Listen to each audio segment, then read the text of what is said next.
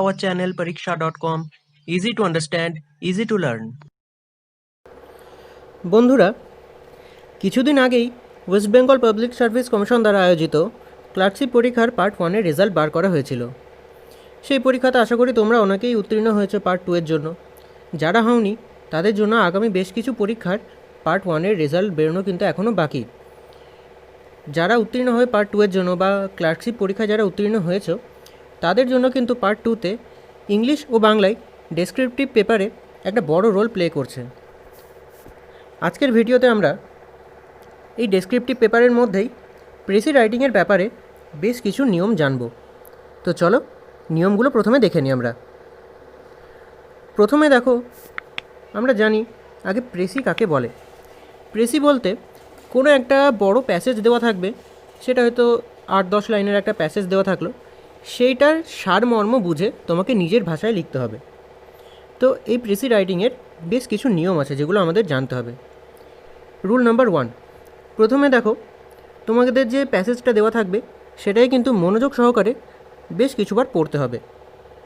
তারপরে পেন্সিল বা পেন দিয়ে ওই প্যাসেজটাতে যে কিওয়ার্ডগুলো আছে, অর্থাৎ মেন পয়েন্ট, একটা প্যাসেজে যদি 10 লাইনে থাকে তার মধ্যে কিন্তু 3-4টে লাইন এমন থাকবে যেগুলোর মধ্যেই পুরো প্যাসেজটার মিনিংটা কিন্তু ঢুকে থাকে।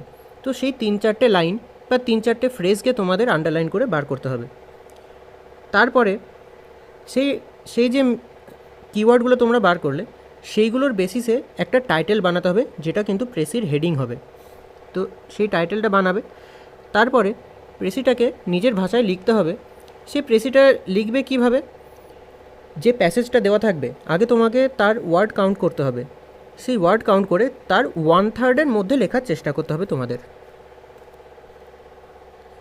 এবারে সেই 1/3-এর মধ্যে লেখার জন্য বেশ কিছু রুলস তোমাদের ফলো করতে হবে।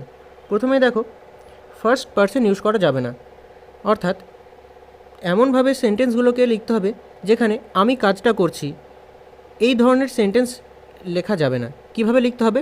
এই কাজটা করা হয় বা এই কাজটা করা হচ্ছে, এই রকমভাবে লিখতে হবে।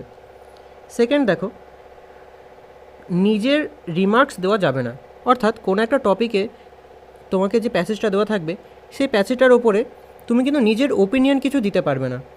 তোমাকে যেটুকু বলা থাকবে প্যাসেজে সেইটুকুকেই সারমর্ম করে তোমাকে লিখতে হবে। নিজের ওপিনিয়ন, নিজের রিমার্কস এইসব কিছু দেওয়া যাবে না। তারপরে দেখো বলা হয়েছে কোনো অ্যাব্রিভিয়েশন, ইডিয়ামস বা ফ্রেজ এই ধরনের জিনিসগুলো কিন্তু তোমরা প্রেসির মধ্যে ইনপুট করতে পারবে না, সেগুলোতে কিন্তু মার্কস অবশ্যই ডিডাক্ট করে নেওয়া হবে। আর যে প্রেসিটা তোমরা লিখবে সেটা কিন্তু বোধগম্য হতে হবে, অর্থাৎ এমন কিছু ওয়ার্ড বা ফ্রেজ তোমরা ইউজ করলে যেগুলো হয়তো অতিরিক্ত একটা অলংকারের মতন আর কি ব্যবহার করছো তোমরা, সেই ধরনের না করলেই ভালো হয়। একটা সিম্পল ভাষার মধ্যে তোমাদেরকে নিজের মনের ভাবটা প্রকাশ করতে হবে। এইগুলো হচ্ছে প্রেসি লেখার নিয়ম। চলো আমরা দেখে নিই আজকের যে আমাদের টপিকটা আছে সেই টপিকটাতে কি বলা হয়েছে। আমি প্রথমে পুরো স্ট্যান্ডাটা পড়ব, তারপরে আমি তোমাদের এর মিনিংটা বলবো। এখানে বলা হয়েছে দেখো, water is the basis of all life. Every animal or every plant contains a substantial portion of free or combined water in its body, and no kind of physical activity is possible in which water does not play an essential part. Water is necessary for animal life, while moisture in the soil is equally imperative for life and growth of plants and trees, though the quantity is necessarily varies enormously from plant to plant. The conservation and utilization of water is thus fundamental for human welfare. The main source of water is rainfall or snowfall. Much of Indian agriculture depends on seasonal rainfall and is therefore very sensitive to any failure or irregular of the same. During the rainy season, large quantities of rainwater flow down into the streams and rivers and ultimately find their way to the sea and are therefore lost to the country. The harnessing of our rivers is therefore a great national problem to be dealt with no national lines. Vast area of land which at present are mere scrub jungles could be turned into fertile and prosperous country by harnessing this source of water. এবারে দেখো এখানে কি বলা হয়েছে এখানে জল হচ্ছে আমাদের জীবনের উৎস। প্রত্যেকটা জীবের অর্থাৎ সেটা অ্যানিম্যাল হোক বা প্ল্যান্ট সবারই জন্যই কিছু পরিমাণ জল কিন্তু তাদের বরাদ্দ থাকে। তারা তাদের শরীরে সেই জল স্টক করে রাখে এবং এমন কোনো ফিজিক্যাল অ্যাক্টিভিটি নেই যেটা আমরা জল ছাড়া সম্পূর্ণ করতে পারবো।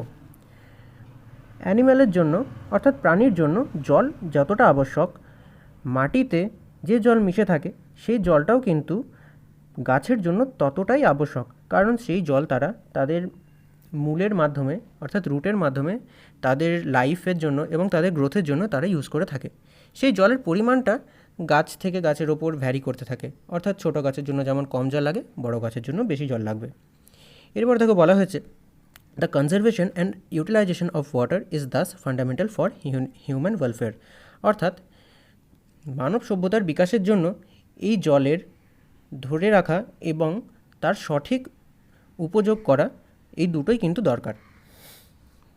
এরপরে বলা হয়েছে দেখো জলের প্রধান উৎস হচ্ছে বৃষ্টিপাত এবং বরফপাত। যদিও বা বরফপাত সব জায়গায় হয় না, তাই আমরা এখানে বৃষ্টিপাতটাকেই কিন্তু মেন সোর্স হিসেবে ধরব।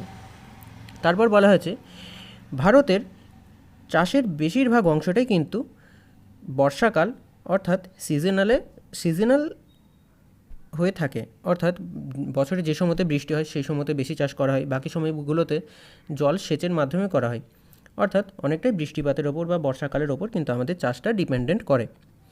তাই বর্ষাকালে প্রচুর পরিমাণ বৃষ্টি হলেও আমাদের দেশে যেহেতু প্রচুর নদী আছে, সেই নদীর মাধ্যমে সেই বর্ষার জল বেয়ে গিয়ে সমুদ্রে মিশে যায়।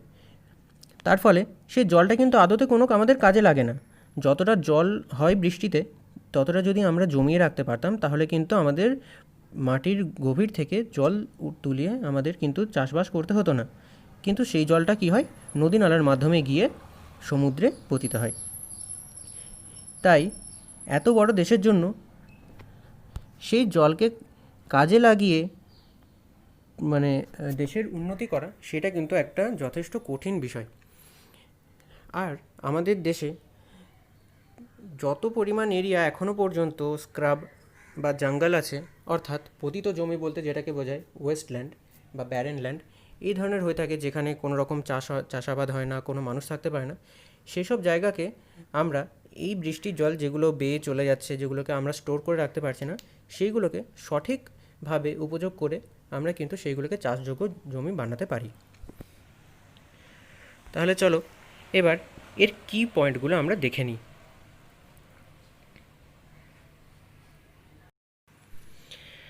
বন্ধুরা দেখো এই যে প্যাসেজটা আমরা আগের বারে পড়লাম, সেই প্যাসেজের বেশ কিছু কিওয়ার্ড আমি কিন্তু এখানে হাইলাইট করে রেখেছি। প্রথমে দেখো ফার্স্ট লাইনটায় বলা হয়েছে water is the basis of all life, এটা একটা কি পয়েন্ট। তারপরে দেখো বলা হয়েছে water is necessary for animal while moisture is in the soil is equally imperative for life and growth of the plants and trees, এটা হচ্ছে আমাদের সেকেন্ড লাইন। তারপরে দেখো বলা হয়েছে the conservation and utilisation of water is thus fundamental for human welfare, the main source of water is rainfall, এখানে হলো দুটো লাইন। তারপরে দেখো during the rainy season large quantity of rain water flow down into the streams and rivers and ultimately find their way to sea, এবং last লাইনটা দেখো এখানে বলা হচ্ছে vast area of land which at present at mere scrub jungle could be turned into fertile and prosperous country by harnessing the source of water. এই পুরো passage পড়ে আমরা বুঝতে পেরেছি এখানে জলের সংরক্ষণ এবং তার প্রপার ইউটিলাইজেশন নিয়ে কিন্তু বলা হয়েছে। তাই এখানে যে যে কি পয়েন্টগুলো আমি লিখেছি সেগুলোর মধ্যে আমি একবার তোমাদের সারাংশটা বাংলায় বলেছি। জল হচ্ছে জীবনের উৎস, প্রত্যেকটা জীবের জন্য জল খুবই এসেন্সিয়াল। এই জলকে আমাদের ভবিষ্যতে আমাদের সভ্যতার বিকাশের জন্য সংরক্ষণ করতে হবে এবং প্রপার ওয়েতে তাকে ইউজ করতে হবে। জলের প্রধান উৎস হচ্ছে বৃষ্টিপাত। আমাদের দেশে প্রচুর পরিমাণ বৃষ্টি হলেও সেই জল নদী নালার মাধ্যমে বেয়ে গিয়ে সমুদ্রে পড়ে, তার ফলে সেগুলোকে কিন্তু আমরা আদতে কাজে লাগাতে পারি না। আর এই জলকেই যদি আমরা প্রপার ওয়েতে ইউটিলাইজেশন করি বা কনজারভেশন করতে পারি, তাহলে কিন্তু আমাদের দেশে যে সমস্ত পতিত জমি আছে যেখানে চাষাবাদ হয় না, সেসব জায়গাকে আমরা কিন্তু আবার চাষযোগ্য করে তুলতে পারবো। এইটা হচ্ছে তার বাংলা সারমর্ম। এবার চলো দেখে নিই এটা প্রেসি রাইটিংয়ের ধাঁচে ফেলে কীরকমভাবে লেখা যায়।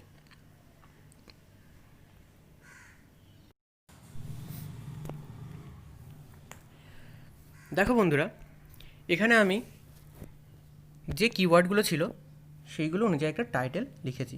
টাইটেলটা হচ্ছে conservation of utilisation of water. এইটা হচ্ছে আমাদের title.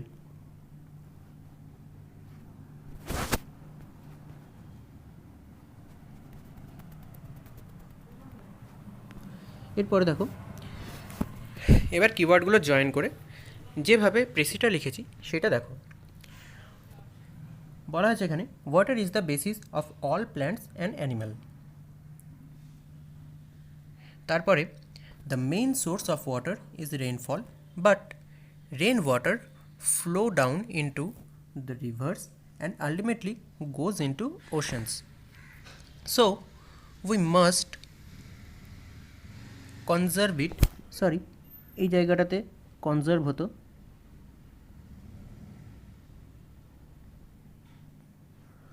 we must conserve it এখানে, and should utilize to make barren land fertile, but harnessing the rainwater is a great national problem to be dealt with at the national level. অর্থাৎ এখানে বাংলা মানেটা যদি আমি বলি, বলা হয়েছে জল হচ্ছে জীবনের উৎস, যেটা জীবনের উৎস বলতে প্রাণী এবং উদ্ভিদ সকলের জীবনের উৎস হচ্ছে জল। জলের মেন সোর্স হচ্ছে রেনফল, কিন্তু এই রেন ওয়াটার নদীর মাধ্যমে বয়ে গিয়ে সমুদ্রে পতিত হয়। এই জলকে আমাদের ধরে রাখতে হবে, অর্থাৎ কনজার্ভ করতে হবে এবং প্রপার ওয়েতে তার ব্যবহার করতে হবে, যার ফলে আমরা পতিত জমিকে, অর্থাৎ যেখানে চাষবাদ হয় না সেই ধরনের জমিকে আমরা ফার্টাইল করতে পারি, অর্থাৎ উর্বর করতে পারি। আর এই যে পুরো ব্যবস্থাটা, যে বৃষ্টির জলকে ধরে রেখে তার প্রপার ওয়েতে ইউজ করা, সেইটা একটা ন্যাশনাল লেভেলে অর্থাৎ একটা বৃহৎ পরিমাণে করাটা কিন্তু যথেষ্ট প্রবলেম। এইটা হচ্ছে আগের প্যাসেজের প্রেসি। আশা করি তোমরা বুঝেছো জিনিসটা যে কীভাবে লিখতে হয়। দেখো এখানে কিন্তু কোনোটাতেই ফার্স্ট পারসন ইউজ করা হয়নি, অর্থাৎ আমি এটা করব বা এটা আমি করেছি এই ধরনের কিন্তু বলা হয়নি। এখানে কি করতে হয়, কি করব, এই ধরনের সেন্টেন্স ইউজ করা হয়েছে। আর দেখো মেন প্যাসেজটা যদি তোমরা লক্ষ্য করো আগের স্লাইডটাতে, দেখবে তোমরা সেখানে বলা আছে পুরো প্যাসেজটা কিন্তু 190 ওয়ার্ডসের মধ্যে আছে। এর যদি আমরা 1/3 করতে যাই তাহলে ওই 62 বা 63টা ওয়ার্ড হয়, কিন্তু এক্স্যাক্ট 1/3 যদি নাও হয়, তার ধারে কাছে ইনক্লুডিং দ্য টাইটেল এই প্রেসিটা কিন্তু 67 ওয়ার্ডের মধ্যে কমপ্লিট করা হয়েছে। তোমাদেরকেও কিন্তু এরকম ওয়ার্ড লিমিটটাও মাথায় রাখতে হবে। শুধুমাত্র কিওয়ার্ডগুলো জয়েন করলাম, তার সাথে নিজের আরও এক্সট্রা কিছু ইনফরমেশন দিলাম, এইসব কিন্তু কিচ্ছু করা যাবে না। জাস্ট কিওয়ার্ডগুলো তুলব, সেগুলোকে নিজের ভাষায় সহজবোধ্যভাবে জয়েন করে বসিয়ে দেবো, তাহলে কিন্তু প্রেসি আমাদের কমপ্লিট হয়ে যাবে। এখন তো দেখলাম আমরা ইংলিশের প্রেসিটা, এবার একইভাবে বাংলাতেও যেহেতু তোমাদের ডেসক্রিপটিভ পেপার আছে, তাই ডেসক্রিপটিভ বাংলার প্রেসি বা যেটাকে সারাংশ বলে থাকে সেটাও চলো দেখে নিই আমরা। তো বন্ধুরা, বাংলার সারাংশটা দেখে নিই আমরা। দেখো কি বলেছে এখানে, আমাদের লড়াই ভূতের সঙ্গে, আমাদের লড়াই অবুদ্ধির সঙ্গে, আমাদের লড়াই অবাস্তবের সঙ্গে, সেই আমাদের চারিদিকে ভেদ এনেছে, সেই আমাদের কাঁধের ওপর পরবশতাকে চড়িয়ে দিয়েছে, সেই আমাদের এতদূর অন্ধ করে দিয়েছে যে যখন চিৎকার শব্দে ঢেলাকে গাল পেড়ে গাল ভাঙছি, তখন সেই ভূতকেই পরমার্থ বলে তাকেই আমাদের সমস্ত বাস্তু ভিটে দেবত্র করে ছেড়ে দিয়েছি। ঢেলার দিকে তাকালে পরিত্রাণের আশা থাকে না, কেননা জগতে ঢেলা অসংখ্য, একটা ফুরোলে হাজারটা আসে, কিন্তু ভূত একটা, সেই ভূতটাকে ঝেড়ে ফেলতে পারলেই পায়ে পড়ে থাকে, গায়ে পড়ে না আর মাথায় ওঠে না। এইবারে দেখো এই প্যাসেজটার মধ্যে আমাদের ইম্পর্ট্যান্ট কিওয়ার্ডগুলো কোনগুলো। প্রথমে দেখো এই প্যাসেজটা পড়ে আমরা বুঝতে পারছি যে এখানে ভূত সম্পর্কে বলা হয়েছে, তাই এইখানে এই ভূতের লাইনটা একটা হবে। সেকেন্ড দেখো এখানে আমাদের বলা হয়েছে যে আমরা এই ভূতকে নিয়েই আমাদের মধ্যে যত ভেদাভেদ সৃষ্টি হয়েছে। তারপর দেখো বলা হয়েছে কখনো কখনো আমরা ঢেলা, অর্থাৎ আমরা যে বিভিন্ন পাথরকে দেবতারূপে পুজো করে থাকি সেই জিনিসটাকে কিন্তু এখানে মক করে বলা হয়েছে। তাই এখানে বোঝানো হচ্ছে যে আমরা এখানে অন্ধবিশ্বাসের মধ্যে পড়ে থাকি এই ভূতের জন্য। তাই এই ধরনের যে কুসংস্কার বা অন্ধবিশ্বাস থেকে যদি আমরা রেহাই পেতে চাই, তাহলে সেই ভূতকে কিন্তু আমাদেরকে আমাদের মাথা থেকে ঝেড়ে ফেলতে হবে। তাই এই ভূতকে ঝেড়ে ফেলতে পারলেই আমাদের মধ্যে একটা জ্ঞানের উন্মোচন হবে, সেটা থেকে কিন্তু আমরা সমস্ত রকমের কুসংস্কার থেকে বেরিয়ে আসতে পারবো। তাহলে চলো আমরা এর সারাংশটা দেখে নিই। এই সারাংশটা করার জন্য দেখো আমরা প্রথমেই এর যে কিওয়ার্ডগুলো আছে সেইগুলোকে প্রথমে মাথায় একবার চিন্তা করে নিয়েছি, তারপরে কিন্তু সেই কিওয়ার্ডগুলো দিয়েই সারাংশটাকে লিখেছি। দেখো এখানে লেখা হয়েছে ভূতরূপী অন্ধবিশ্বাস বা কুসংস্কার মানুষের মধ্যে ভেদাভেদ সৃষ্টি করেছে। তার জন্য আমরা আজ ধর্মের নামে অন্ধবিশ্বাস পালন করি, মেনে চলি অসংখ্য কুসংস্কার। এই ভূতের ভয় ত্যাগ করে জ্ঞানের উন্মোচন ঘটাতে হয়, যার ফলে জ্ঞান কুসংস্কারের অবসান ঘটায়। তাহলে দেখো এখানে আমাদের যে কিওয়ার্ডগুলো ছিল, মানুষের মধ্যে ভেদাভেদ তৈরি করে এই ভূত, তার জন্য বিভিন্ন রকমের কুসংস্কার আমাদের মনে জন্মায়, আর এই কুসংস্কার থেকে বেরোতে গেলে আমাদের সেই ভয়কে ত্যাগ করতে হয়, আর সেই ভয় ত্যাগ করার ফলে আমাদের মনে যে জ্ঞানের উন্মোচন হয়, সেই জ্ঞানই আমাদের মনের সেই কুসংস্কারকে দূর করতে সাহায্য করে। তাহলে দেখলে বন্ধুরা, এই ধরনের কিওয়ার্ডকে ইউজ করেই একদম অত বড় একটা প্যাসেজ থেকে তার সারাংশ কীভাবে বার করতে হয়। পরীক্ষাতে এই ধরনেরই প্যাসেজ দিয়ে থাকে, বা এর থেকে হয়তো আর 2-3 লাইনের বেশি একটা প্যাসেজ দেওয়া থাকবে, সেইগুলো থেকে কিন্তু আমাদের শুধুমাত্র এই ইম্পর্ট্যান্ট কিওয়ার্ডগুলোকেই বেছে নিতে হবে এবং সেইগুলোকে নিজের ভাষাতে সরল করে যোগ করে এই ধরনের সারাংশ তৈরি করতে হবে। তাহলেই কিন্তু আমরা পরীক্ষাতে একটা ভালো মার্কস স্কোর করতে পারবো।